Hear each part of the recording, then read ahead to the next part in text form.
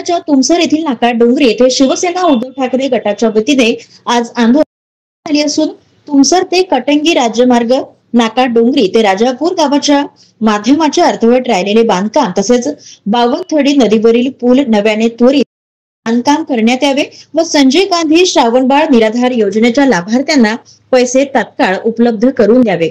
One हक्क कायदा अंतर्गत जमिनीचे पट्टे त्वरित अशा विविध मागण्याला घेऊन शिवसेनेच्या वतीने आंदोलन पुकारण्यात आले असून यावेळी शेकडो कार्यकर्ते उपस्थित होते। आजचा आंदोलन असा होता की बावनथडी जो पुलिया होता, नवीन पुलिया बांधकामाच्या 7-8 महिने झाले काम उद्घाटन झालेलं होतं आणि काम बंद अवस्थेमध्ये होता।